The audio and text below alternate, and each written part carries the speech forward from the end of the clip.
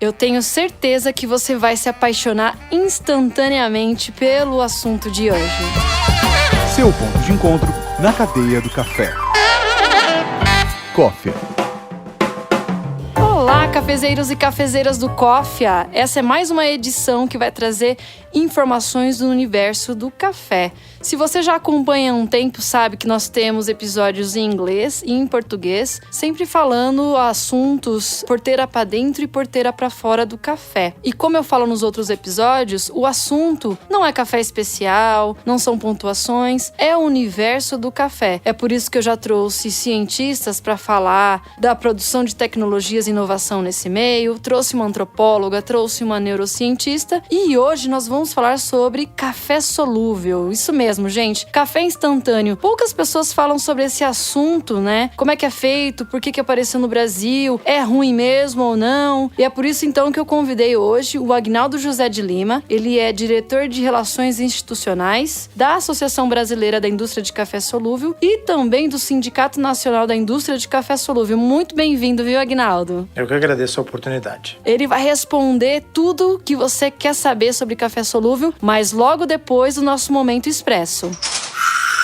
Gente, o episódio de hoje foi pensado especialmente para você que, assim como eu, sempre torcia o nariz para café solúveis. Quem nunca, não é mesmo? Mas depois da enxurrada de informações que trazemos aqui, quero saber sua opinião lá no site, na seção de comentários. Eu quero saber de tudo, principalmente sobre uma opinião polêmica que foi levantada durante a entrevista. Olha o spoiler, hein? Será que o Brasil deve ou não abrir as portas para a importação de cafés gringos? Sim, senhoras e senhores, cutucamos essa onça sim e agora eu quero saber de você. Na semana que vem eu vou ler os comentários registrados no site. Combinado? Combinado então. E para começar esse momento de partilha, né, um momento expresso, esse momento rapidinho de conversa com vocês, antes do convidado, eu vou ler alguns comentários que já foram postados lá no site. Quando eu comecei a ler, fiquei bastante intrigada com o episódio 10, Neurociência do Café, por Fabiana Carvalho. Só esse post teve mais de 10 comentários. Olha aí, hein, Fabi? Essa entrevista deu o que falar. O Dimitri Rocha, por exemplo, disse: no meio do programa, quando vocês falaram do açúcar no café, lembrei de uma vez que fui à casa de uma amiga e ela me ofereceu o café. Quando ficou pronto, descobrimos que não tinha açúcar em casa. Aí fui lá e tomei ele sem açúcar mesmo. Foi então que me peguei pensando no vício que tenho pelo açúcar, pois coloco ele sempre no café sem nem me perguntar se precisa mesmo. PS, excelente episódio. Dimitri, isso acontece com todo mundo. E aí, quando eu vou tomar café com alguém, eu sempre falo, eu nunca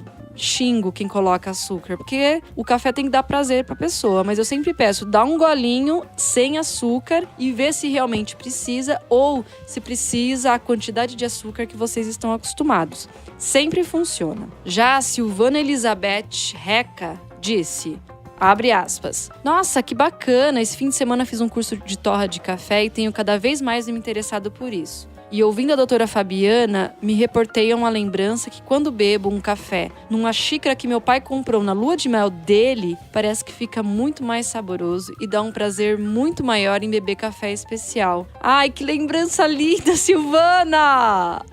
O Heitor Marques disse, abre aspas: caramba, como cava um assunto novo e relevante? Nunca imaginei um assunto desses, nem alguém com pesquisas como as da Fabiana. Essas meninas mandam ver, hein? Assim que começou o episódio, já associei a um comportamento meu. De uns tempos pra cá, eu simplesmente me incomodo em beber o meu café em xícaras escuras. Passei a preferir as brancas. Por fora não me importa, mas por dentro sempre prefiro as brancas. Não pensei sobre isso, quando eu vi já estava fazendo. Acho que o contraste me ajuda a perceber a melhor bebida, não sei explicar direito. Só sei que simplesmente passei a gostar mais de café em xícaras ou canecas claras. Fabiana, não sou barista nem dono ainda de cafeteria. Gostei do ainda, viu, Heitor? Mas estou todo doado à ciência. Faça de mim o que quiser, risos.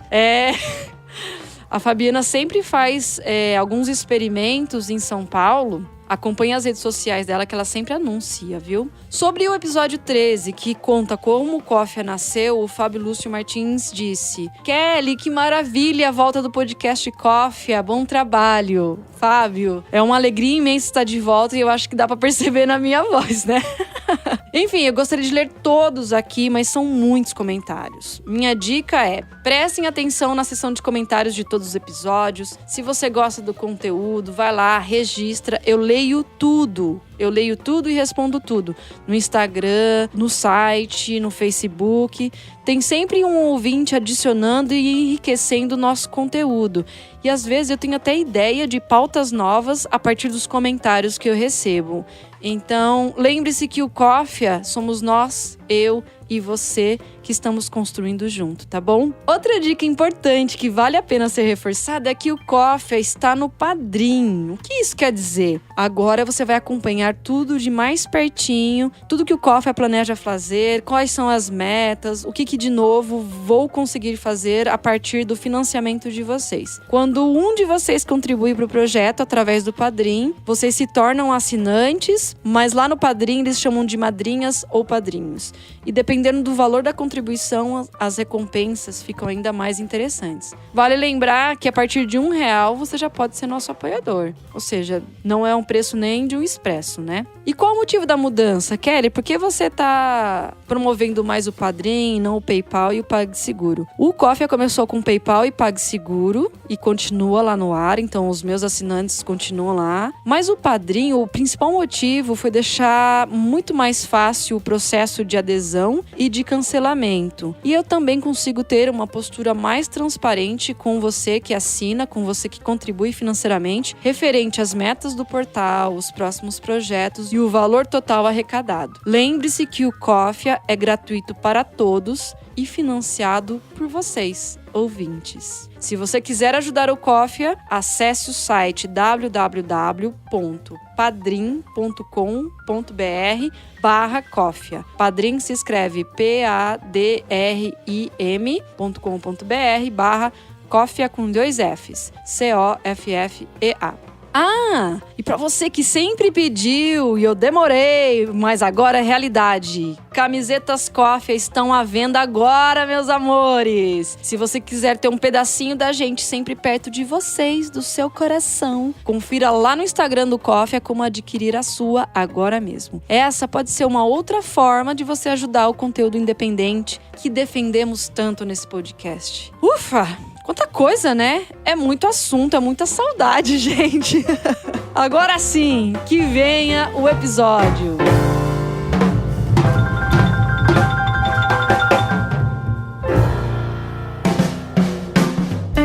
Muito bem. Retomando então o café solúvel. Tô aqui com uma autoridade no assunto. Aguinaldo, seja bem-vindo. Você pode contar como que o café surgiu na sua vida? E depois como que você foi cair no solúvel, né? É uma história bastante comprida. Eu sou paulistano, meu negócio era muito parecido com café, era posto de gasolina aqui em São Paulo, junto com meu pai. Meu pai tinha uma rede de postos e resolvemos investir em fazenda nos anos 80. Trocamos uma fazenda num posto de gasolina aqui na BR-116, indo para Curitiba, e a fazenda, por acaso, era em Patrocínio, Minas Gerais. Cerrado Mineiro. Cerrado Mineiro, que até então não era muito conhecido como Cerrado Mineiro, era só Cerrado, né? E naquela época, nós começamos por acaso a fazenda que nós compramos tinha café, porque a gente não tinha predileção para nada. E em 84 eu me mudei para Patrocínio, já voltando e já alterando o nosso trabalho, a nossa perspectiva de investimento. E foram épocas muito difíceis, porque o Brasil passou por uma convulsão econômica, de condições de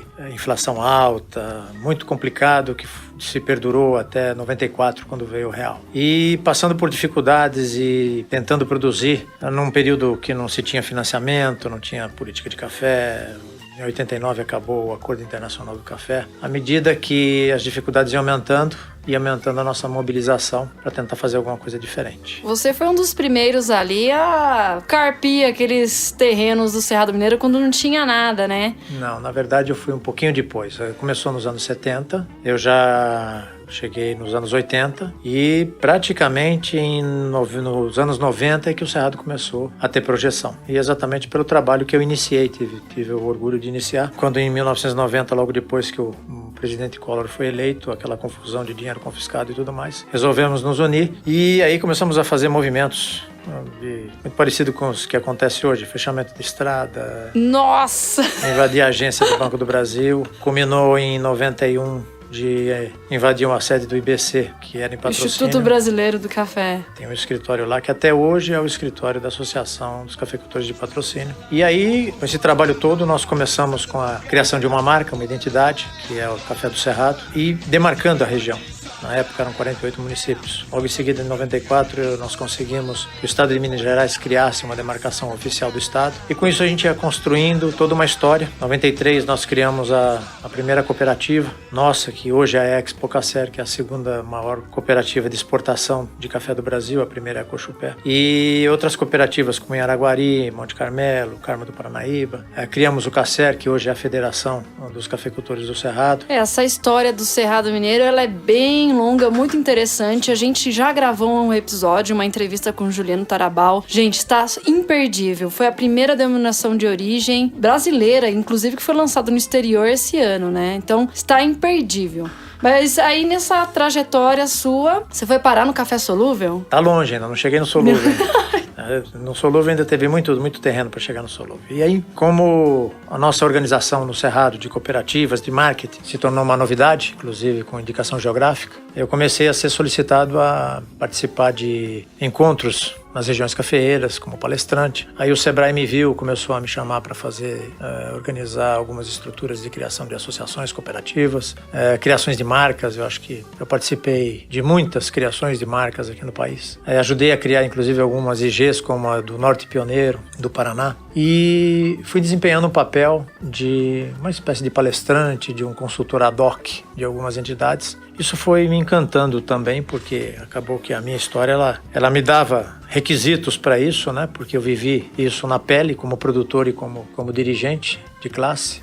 E participei de movimentos políticos, de movimentos técnicos. Fui diretor do Conselho Nacional do Café, fui membro do Conselho Deliberativo de Política do Café, que coincidentemente depois eu vir a ser isso. Hoje eu sou membro como pela indústria, né? Representante da indústria. Enfim, esse trabalho todo me fez, em 2005, fazer um trabalho de consultoria para a Secretaria de Agricultura de Minas Gerais. E naquela época nós criamos as câmaras setoriais do agronegócio de Minas Gerais, criamos o Centro de Inteligência do Café, o Certifica Minas, que é um programa de certificação de café, começou quando eu ali trabalhava, e um projeto do Centro de Excelência do Café.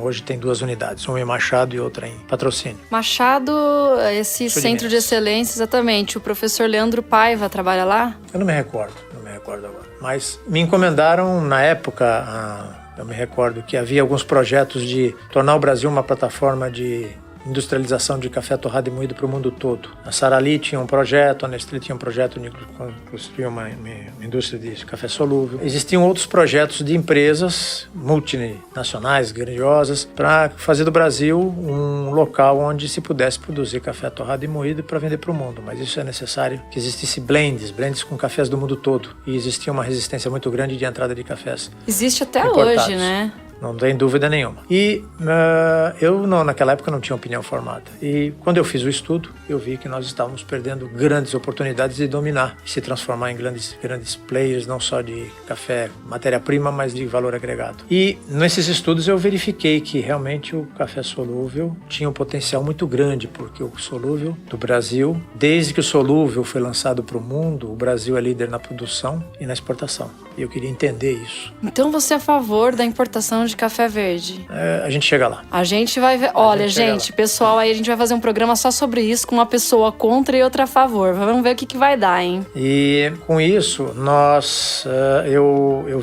eu percebi que o solúvel tinha um grande potencial, mas foi uma coisa que passou. Eu estava trabalhando até então só como produtor e aquilo ficou na minha cabeça. Bom, depois de 2007 fui convidado para trabalhar com as câmaras setoriais e temáticas do Ministério da Agricultura. E a partir dali, eu comecei a exercer uma dinâmica muito forte de trabalho de organização e resolução de demandas de várias cadeias do Brasil. Consegui conhecer muita gente, entendi como funciona o governo por dentro. Enfim, consegui ter uma visão do agronegócio brasileiro de uma forma geral e não só café, que é o que eu vivi até o momento. Sim. E vi dali muitas coisas que o café poderia se aproveitar, que outras cadeias tinham de interessante e vice-versa. Essa troca de informações era muito interessante. Bom, durante 6 anos, que foram bastante ativos no Ministério, em 2013 2013 eu resolvi sair. Minha intenção era trabalhar 3 anos só. Acabei trabalhando 6. Adorei, foi um tempo muito maravilhoso na minha vida profissional, na minha vida, inclusive, até minha vida particular, porque eu acabei mudando para Brasília, né? Entendi. Eu morava em Patrocínio, embora tenha raízes em Patrocínio, e recentemente eu deixei de ser cafeicultor. Vendi propriedade tem 2 anos. Mas a minha vida profissional como consultor é uma coisa que me atraía muito, porque é você criar estratégias, você desenvolver articulações para resolver problemas do agronegócio. E eu ofereci um trabalho para o Solúvel, com a Você lembrança... escreveu um projeto? Fiz um projeto e ofereci para as indústrias, baseado muito naquilo que eu tinha como recordação em 2005. Eu me atualizei nos assuntos de 2005 até 2013, vi que a situação era bastante interessante e propus, e a BICS, o Pedro Guimarães, que é o presidente, me chamou em São Paulo e me convidou para trabalhar. A BICS é a sigla, gente, da Associação Brasileira da Indústria de Café Solúvel. Isso. E eu sempre via, já disse aqui que fui membro do Conselho Deliberativo de Política de Café, representando o CNC, os produtores. E nós sempre tínhamos uma certa imagem do café solúvel como o patinho feio, né? Exatamente, é por isso que você está aqui hoje. O patinho feio e aquele negócio que só usava café ruim. Robustão, ruim. Não tinha muita expressividade, mas uma coisa me deixava cabreiro. Eu falei, como é que um produto desse tipo é líder mundial e traz para o Brasil mais de 650 milhões de dólares em divisa? Isso é uma contradição. Se fosse ruim, não estaria na liderança até hoje. E aquilo sempre me deixava um pouco encucado, tanto que hoje eu até tenho vergonha. A gente tem que aprender muito, né? A gente vive aprendendo. 2 anos antes de eu entrar na BICS, eu até estava propondo um programa de comprar o PDV, preto, verde e ardido, que existe no mercado para a indústria de solúvel. Misericórdia! O meu nível de conhecimento de solúvel era tendente a -0, achando que a indústria de solúvel utilizava isso, né? E tem gente que hoje que está nos ouvindo que acha que... Não tenha dúvida, eu sei disso e há um desconhecimento muito grande. E, evidentemente, tudo aquilo que você começa a pegar como trabalho, você vai pesquisar. Você tem que entrar, você tem que mergulhar a fundo, né? E foi o que eu fiz. Eu aí fui saber como se produz solúvel. Visitei todas as indústrias de solúvel, que são 5 no Brasil. E aí você vai entender o processo. Quando você passa a conhecer uma indústria de solúvel, aí você já vê o quanto você está errado, já pelo tamanho, pela grandiosidade. Porque você imagina o seguinte, Kelly, o Brasil é o 2º maior produtor de processador de café torrado no mundo, que é o 2º consumidor. Então nós temos o 2º maior parque industrial de café torrado e moído. Correto? Certo. E que hoje está por volta de 20 milhões de sacas. O solúvel hoje consome ao redor de 5 milhões, 4 milhões e meio. Então ela é bem grande, mas ela está pulverizada. E a maior indústria de café torrado do Brasil, ela é menor que a maior indústria de café solúvel do Brasil. Como assim? Porque, imagine só, vamos falar um pouquinho de como é que se faz solúvel? Vamos!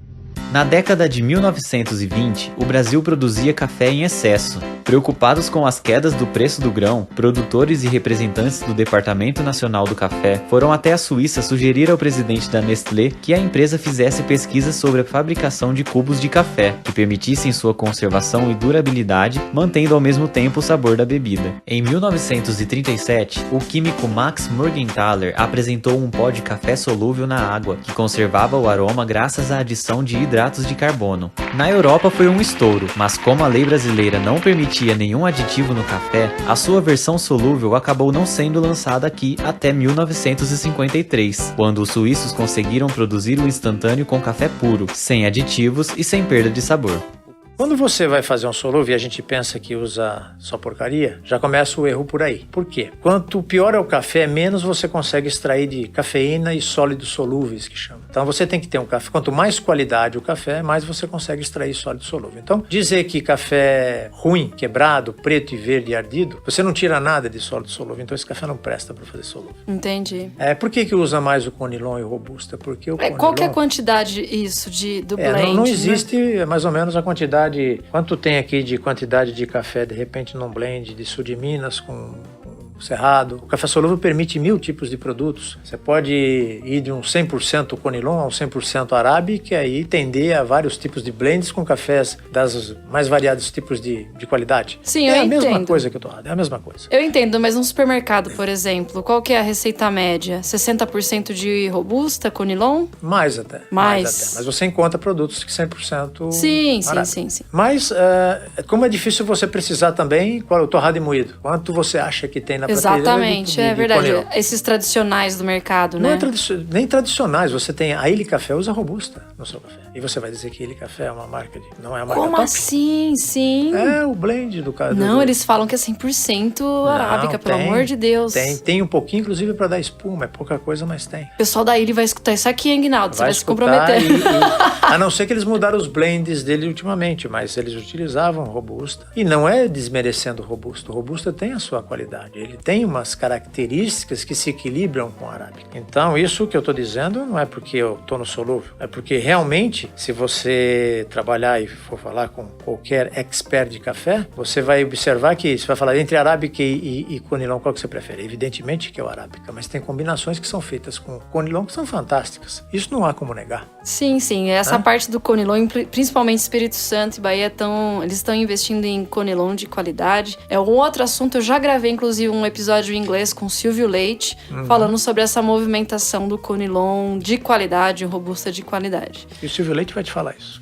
Com certeza. Já deve ter te falado, né? E aí, tá. Beleza. Passamos essa parte aí. Não existe uma receita própria de blend dissolúvel entre robusta e arábica. Beleza. Existem processos diferentes, certo? Processos diferentes. E aí que eu diria, onde é que para o processo do torrado e moído? No momento em que você torra, você mescla os grãos, faz blend, seus blends, você torra, ou às vezes você torra até separado e mescla e mistura depois. Depois a torra tem graus de torra, que é a mesma coisa. Torra. Você tem perfis de torra, que é a mesma coisa que tem no solúvel. Você tem perfis de moagem, que é a mesma coisa que existe no solúvel. Ai, não sabia. E aí, se você está numa indústria de torrado e moído, você já empacota. Exato. Pronto, ali você só fez 25% do processo de um solúvel. Aí tem todo o processo para frente. O que acontece com o solúvel? Vamos falar são 2 tipos de café solúvel. Um que se chama spray dried, que é o seco no spray. Certo. Eu vou explicar o processo, né? Spray de ar. E você tem o freeze dried, que é o frio, né? O seco. Congelado. Congelado, né? Certo. Mais ou menos. São 2 processos. O freeze dried é o top. E o spray, vamos dizer, seria o básico, o comum. Mais barato. E o mais barato e que é uma proporção no mundo hoje de 80%. E no Brasil não é diferente, 80%. A tendência hoje é que o freeze vai crescendo. Hoje ele cresce uma média de 8% ao ano o consumo de freeze dried no mundo. Mas a qualidade é mais acentuada. Ele sai mais refinado. Eu vou explicar porque no processo por que ele acaba sendo mais refinado. Tá bom. Né? Então, depois que eu falei, torrou, moeu, e aí o que acontece? Você imagine você tendo uma batelada de 30 equipamentos de café expresso gigantes, que seriam colunas, onde o café entra numa máquina de expresso, ele sai de uma e entra em outra, ele faz isso em algumas indústrias 30 vezes, em outras 25, em outras 40 vezes. Você imagina o café passando para tirar lá na frente só aquele, que eu diria, o chocolate no final. Mas espera aí, então você passa o café, você hidrata o pó em máquinas gigantescas. Como se fosse o café expresso, como se você fosse fazer uma extração de expresso. Só que você imagine isso num tamanho dessa sala aqui que tem de um carro. Menor um pouco que um carro colocado em pé. Certo, né? certo. Então você imagina aquela máquina de expresso sendo de um tamanho de 2 alturas, 4 metros de altura, por exemplo. Entendi. Então, nessas máquinas de expresso, você vai tirando e apurando o café cada vez mais. Esse apurando se diz eliminando a água e deixando um negócio mais grosso. Pastoso. Aí ele sai um chocolate lá na frente. Um concentrado. Não, ele sai um chocolate líquido, igual aquelas, quando você vê nessas lojas, aquele cacau escorrendo naquelas paredes. Pronto, você vê aquilo. E aquilo é café com pouca água. Aquilo é café com pouquíssima água. Ele vira um chocolate, que você até confunde com chocolate. E nesse processo, você vai tirando o aroma. Como é um processo todo fechado, o aroma que tem ali dentro, você vai tirando e ele vira um líquido. Entendi. Ele é extraído em todos esses processos de extração. Até esse momento, o liofilizado e o spray é o mesmo? Nós estamos falando, até esse momento é tudo igual. Ah, tá bom. Os 2 processos, tá? Aí eu vou dizer onde é que vai diferir, Tá. onde vai fazer a diferença. Bom, quando você faz tudo isso, você criou lá na frente um chocolate e você extraiu o aroma que saiu no líquido. Tá? Posso chamar isso de extrato de café? Esse chocolate que você tá falando? Seria um extrato. Isso, né? tá. E esse extrato, porque até o extrato ele tem um outro tipo de fabricação. Sofre um outro processo também, que é um outro produto que tem, mas é para fazer outras coisas. Mas ele acaba virando esse chocolate que eu digo, e no final, quando ele vira esse chocolate, o aroma é aspergido nele novamente, sabe? Bem dosado, tudo em ambiente controlado. Certo. Também já para te antecipar, qualquer pergunta que você me faça se vai algum produto químico, eu já vou dizer que o produto que vai no café é água super controlada, toda analisada, e ar. Então o café solúvel ele é composto de café, água e ar, mais nada. Não tem nada de químico. Água, Gente. café e ar. O ar controlado, inclusive, que o ar que entra é todo ele filtrado, ele tem que ter uma qualidade e não tem nenhum tipo de manuseio, tá? É todo ambiente controlado. Esse café, esse chocolate, ele vai para uma torre alta de quase 45 metros e ele é aspergido, por isso que chama spray. No final da torre, lá em cima, ele é aspergido e uma coluna de ar quente de forma circular nessa torre, e ele vai circulando indo para baixo. Ele sai lá em cima o ar quente, à medida então sai o spray e o ar quente. Esse spray são os aromas que... Não, é o spray de chocolate. Certo. Spray de chocolate. Então todo aquele caldo, vamos dizer assim, grosso, onde ele já recebeu o aroma novamente, que foi aspergido nele. Certo. Lá em cima ele vai sair em forma de spray e o ar vai circulando quente nessa torre de 45 metros mais ou menos. Quando chega lá embaixo ele está seco e é o pó. Entendi. Ele chega sequinho embaixo, o pó, tá? Então ali você já tem um produto. Ali já é o nosso café solúvel em pó. É um secador de 40 metros. Isso. Ali você tem o pó, mas aí tem um outro processo que chama de granular, tá? Então, dependendo dos mercados, ele vai em pó e uma outra parte desse produto ele segue para ser granulado. Então não existe uma diferença entre o granulado e o pó. Na verdade, é só como ele se apresenta, certo? Exatamente. Então ele vai para Porque uma máquina e eu ele vai particularmente granular. não gosto do pozinho. Parece que ele não derrete direito na água quente. Talvez seja por isso que as pessoas preferem o granulado. Na verdade, o solúvel hoje, se você usar até o pó, você vai ver que ele derrete e pouco vai ficar.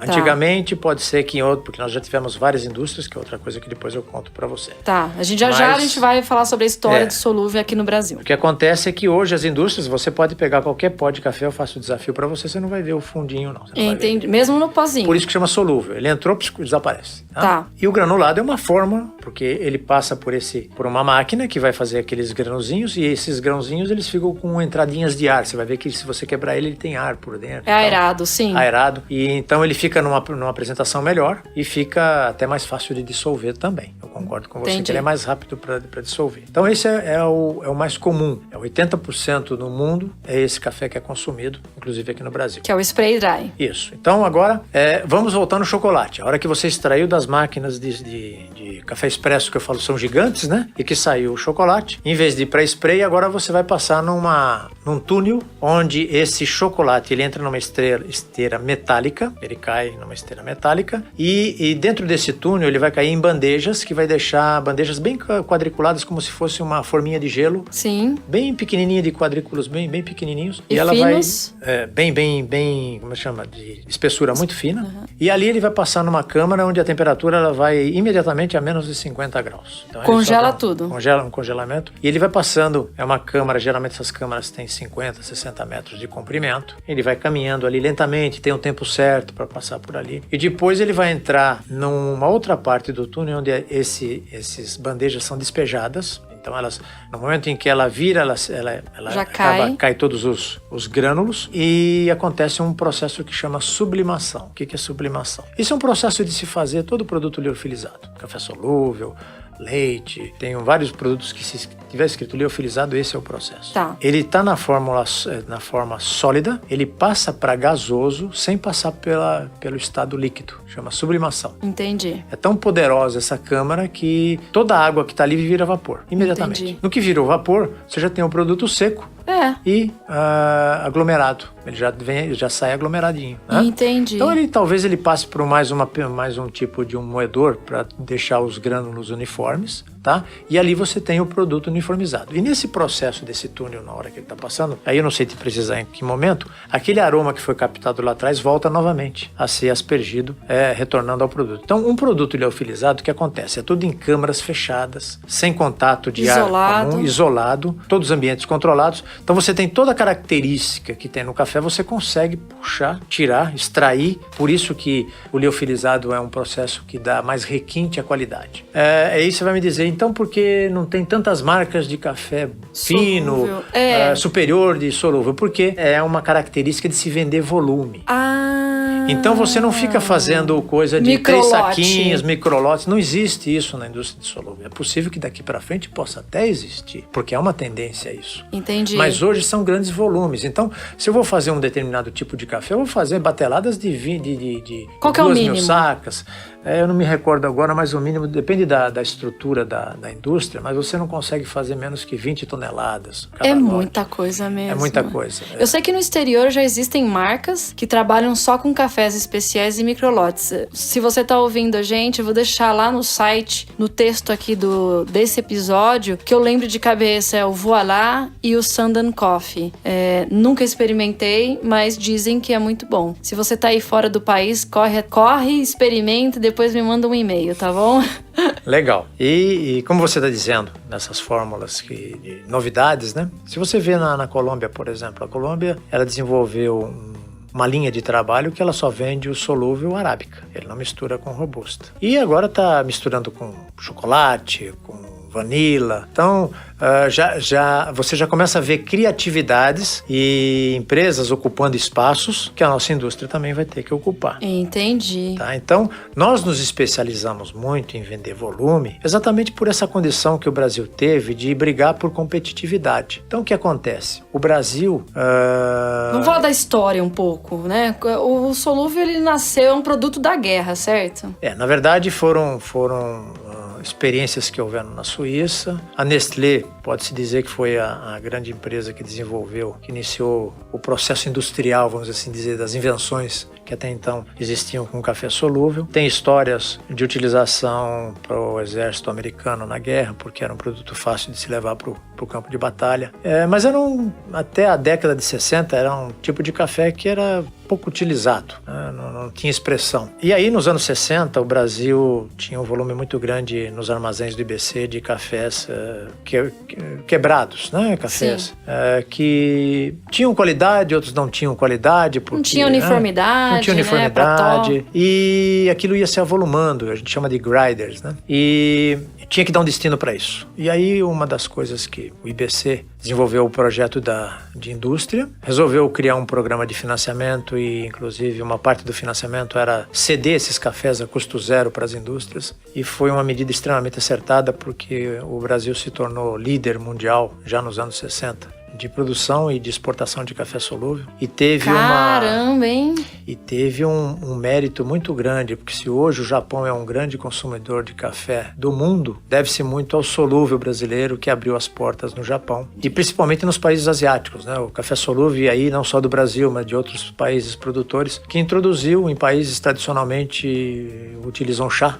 Aí partiram para o café solúvel e dali, do café solúvel, partiu-se para o café torrado e moído e aí para as especialidades e tudo mais. Então, o Japão é um exemplo muito claro porque o Japão consome cafés excepcionais, mas tudo começou com solúvel. Então, tem uma participação na história mundial o café solúvel. Que é muito importante, abriu aí um mercado pro brasileiro, né? Pro mundo todo, né? Para o consumo de café de uma maneira geral. E essa história de construção do café solúvel, ele foi baseado pelas políticas de apoio do IBC nos anos 60, nós chegamos a ter 19 indústrias.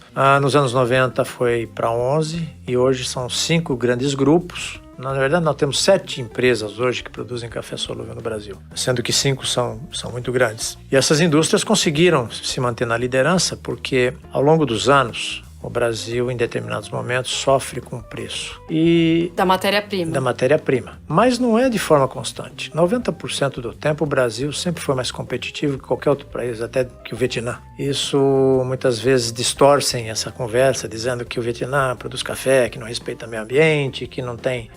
não quero entrar no mérito da forma que é ali produzido. Mas pelas regras da OMC você não pode discriminar nenhum país, né? A Organização Mundial do Comércio, ela proíbe discriminar países pelos seus tratamentos. E isso tem que ser mais da conscientização. E a gente está concorrendo com indústrias no mundo todo. Compram café no mundo todo. O Brasil não é uma ilha nesse processo. E tem momentos em que os cafés vietnamitas e de alguns países como a Índia, raramente, mas mais o Vietnã, tem 1 mês, 2 meses no ano que o café é mais barato do que o café brasileiro.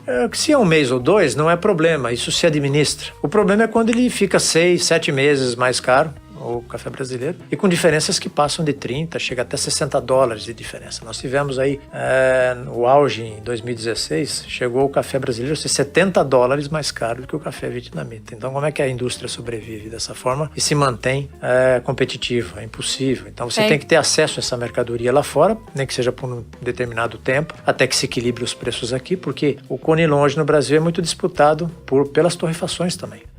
Até antes da crise da seca no Espírito Santo, a indústria de torrefação utilizava 40% de conilon. Tudo que você vê nas prateleiras aí do Brasil. É muito importante só orientar aqui os nossos ouvintes. Esse preço que ele está falando de $60, $70 a mais, a gente está falando de commodity, certo? Sim, café verde. Para a indústria, exatamente. E essa seca no Espírito Santo foi um divisor de águas. Foi a primeira vez que eu vi um conilon ser mais caro que o arábica, né? Deu uma chacoalhada. E aí o que o Aguinaldo está falando aqui é, na verdade, principalmente os representantes da indústria de solúvel defendem piamente a entrada de cafés verdes conilon para, naquela época, atender essa demanda da indústria de solúveis, né?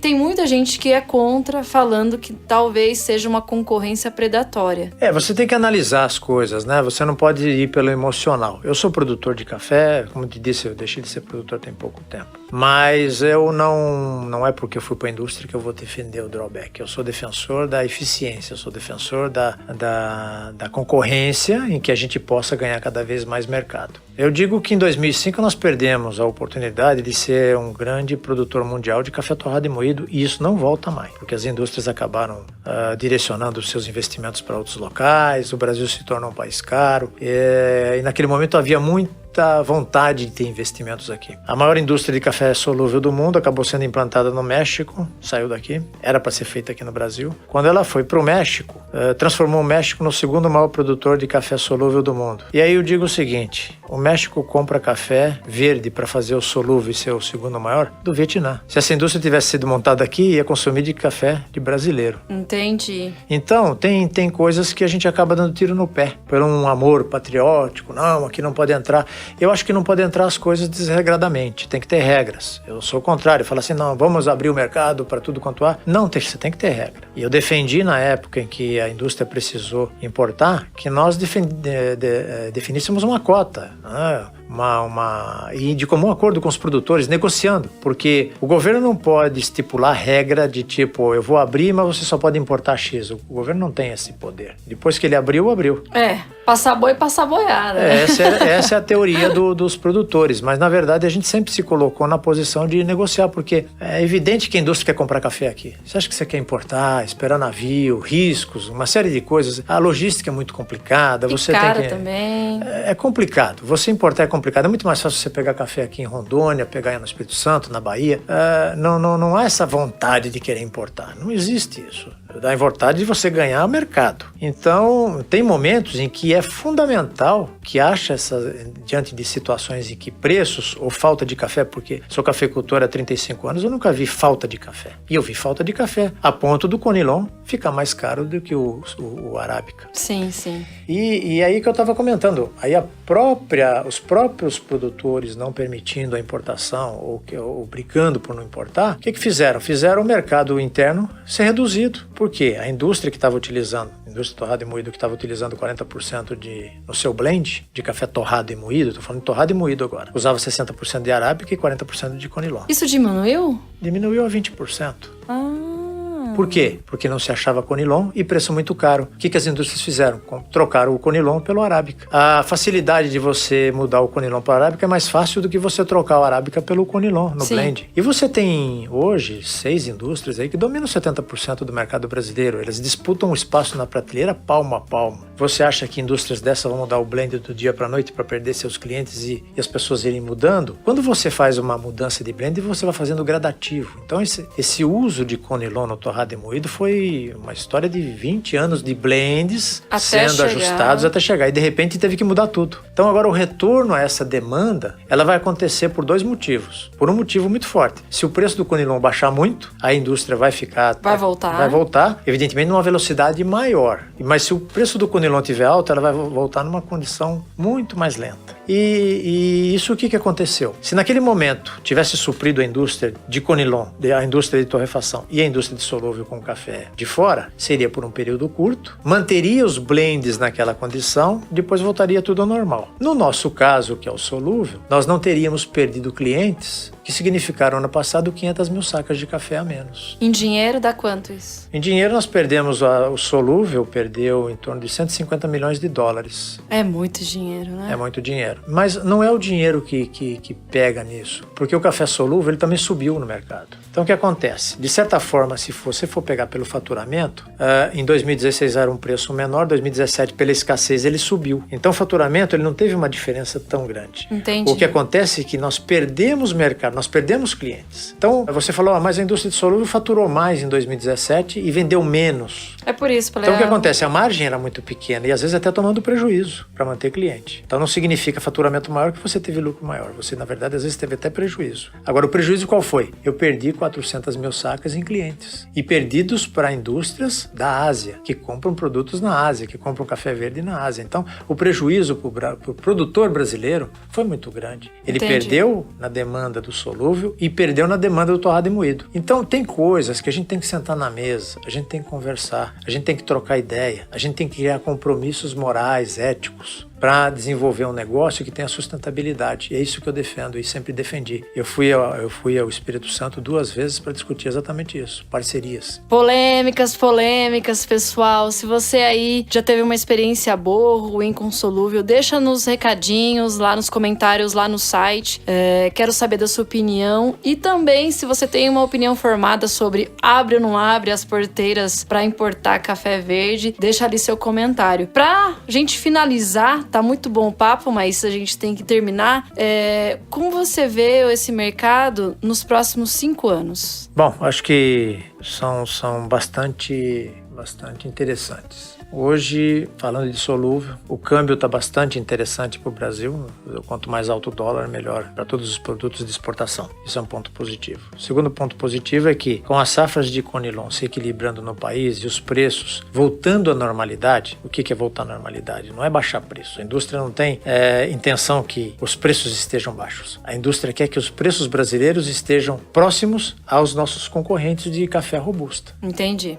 Se o robusta lá fora tiver R$1.000 a saca, se aqui tiver R$1.000 a saca, não tem problema. Nós vamos ter que brigar com saber se nós vamos conseguir vender isso para o consumidor, mas é um outro problema. O que nós precisamos ter é preços que tenham paridade com o preço internacional. Isso é fundamental para que a gente se mantenha na concorrência. Não adianta subir muito também, porque senão a gente perde em consumo. Certo. Então tem que ter um equilíbrio. E o produtor também não pode ter preço muito aviltado, porque aí prejudica a produção e aí a gente não tem matéria-prima para trabalhar. O produtor precisa ganhar também, né? Não tenha dúvida nenhuma. E não há nenhum conluio das indústrias que tem, porque isso, quando eu trabalhava com o Café do Cerrado nos anos 90, eu fui um dos primeiros a fazer parcerias com as indústrias, com os exportadores. Tanto é que nós que demos todo o apoio para Ilha Café na época fazer os concursos. Fiz com o Natan se lembra muito bem disso nos anos 90, trabalhar com a marca Café do Cerrado. Fiz grandes parcerias, porque eu sempre vi a indústria, os exportadores, como parceiros e não como antagonistas. E é isso que a gente precisa ter de visão. A gente precisa construir políticas que tenham sustentabilidade. Se um elo estiver fraco, evidentemente, o negócio não funciona. Porque tem café para todos os gostos e bolsos, né? Gostos e bolsos, mas precisa ter café. Então precisa ter café e precisa ter qualidade, porque o produtor, ele é a base de tudo. Ele é que produz, ele é que faz e corre os grandes riscos. Mas a indústria, o comerciante, a cafeteria, todos eles têm a sua participação. Se você faz uma coisa maravilhosa lá na roça e depois você faz uma porcaria lá para o consumidor, você matou tudo. Então, todos fazem parte desse processo. Sim. Todos. Sim. Então, não existe quem é melhor, quem é pior. Todos precisam ter entendimento nesse aspecto. Então, que a produção é a mais importante, é claro, é ali que nasce tudo, né? Mas se não tem demanda... Então, isso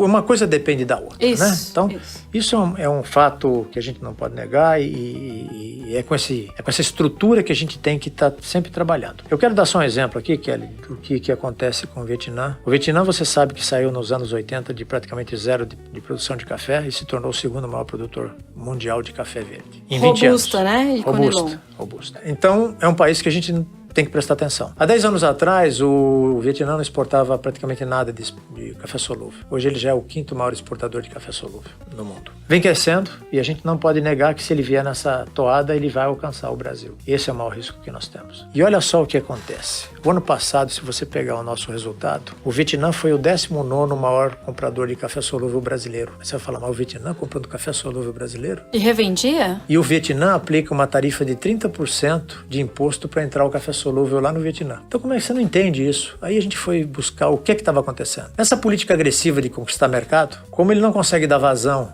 não consegue atender a demanda que ele quer pegar de venda de café solúvel no mundo, ele comprou não só do Brasil, comprou de outros países. Ele isenta a taxa, ele faz uma espécie de drawback lá. Então ele tira os 30% lá, mistura o café dele, o café nosso, com o café vietnamita, café solúvel, e revende para ganhar mercado, para conquistar fidelidade. Entendi.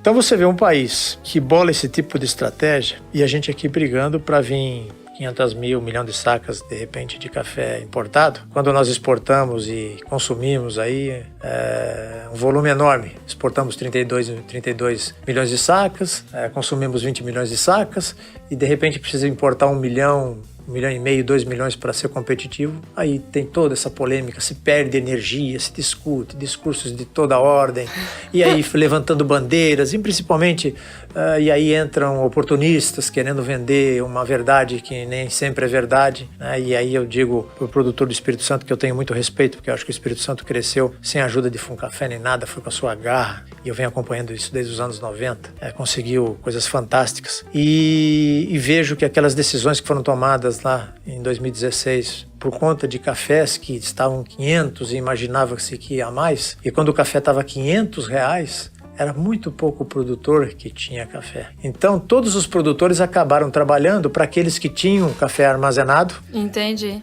Em benefício de poucos produtores, porque eram poucos produtores que tinham café armazenado, porque senão não estaria R$500 naquela época.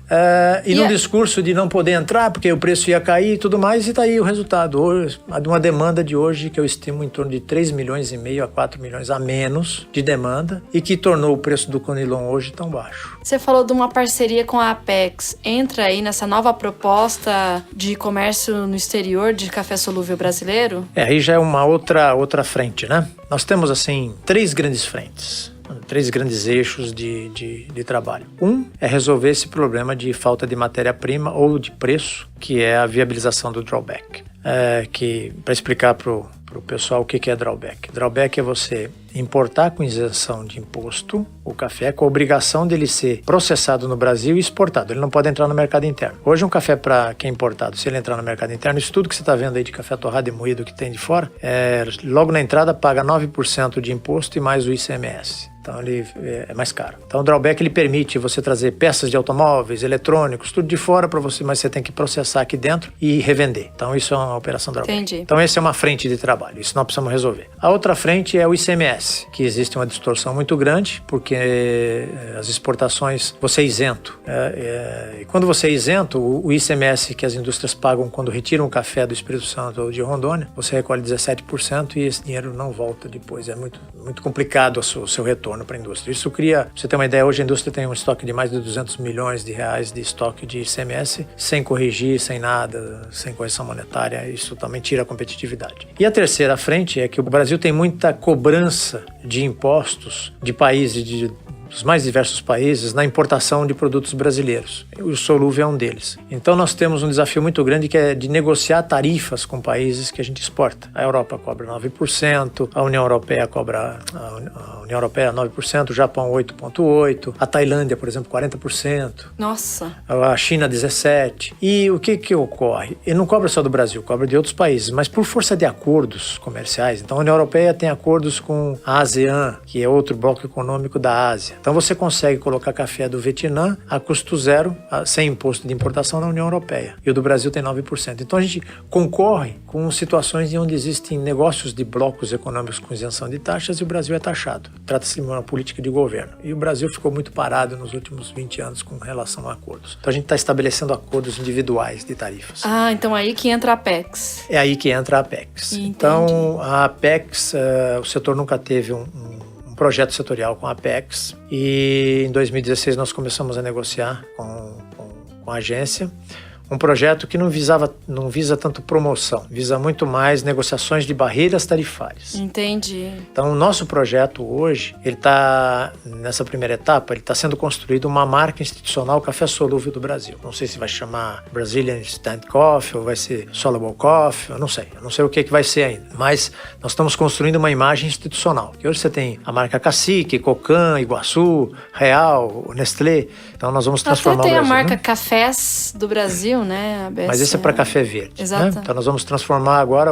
a nação do café também a nação do café solúvel. Entendi. Então, debaixo desse guarda-chuva da nação café está também o café solúvel. Então essa imagem institucional vai nos facilitar a atuar no mercado internacional, nas negociações de barreiras tarifárias e nós vamos transformar toda essa linguagem para o mercado interno. Então nós estamos desenvolvendo agora uma série de trabalhos de pesquisas com solúvel. E aí, qual é o melhor blend? De que forma é a melhor forma de se preparar o café? 100% arábica. Então, vai ser um universo tão grande de pesquisas que aconteceram no torrado e moído nos anos 90, 2000 e foram acontecendo. Nós vamos fazer isso com 30 anos de atraso. Então, a gente já está trabalhando num programa onde técnicos vão trabalhar no desenvolvimento disso, de técnicas, qual é o melhor café para se misturar com leite? É melhor um conilon puro com leite? Então, qual é a temperatura ideal? Qual é a quantidade ideal?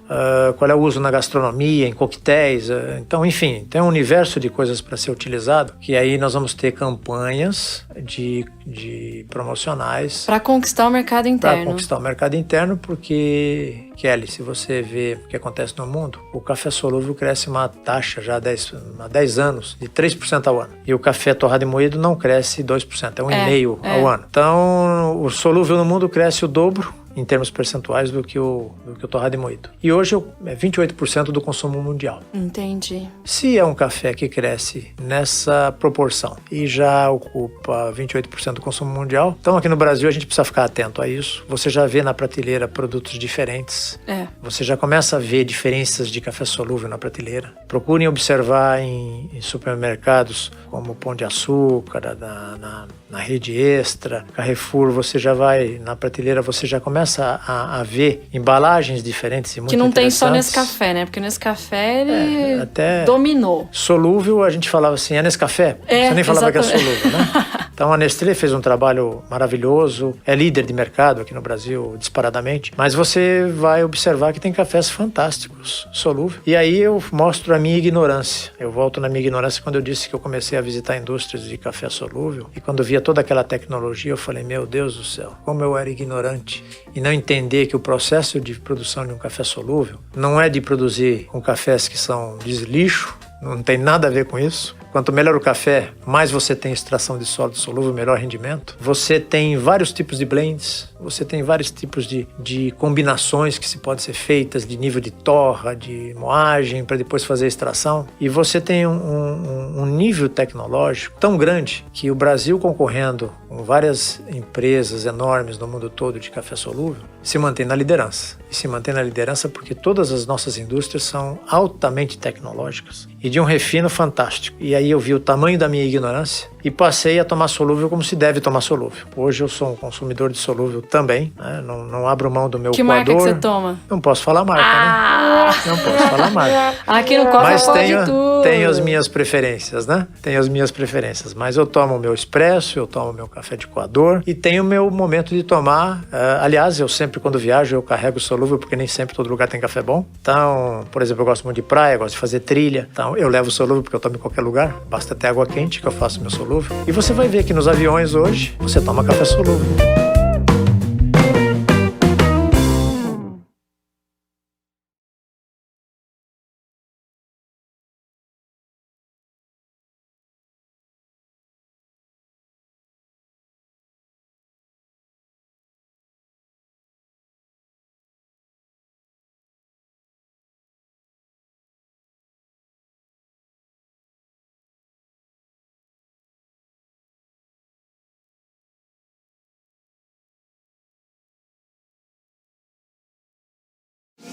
Quero café, quero café.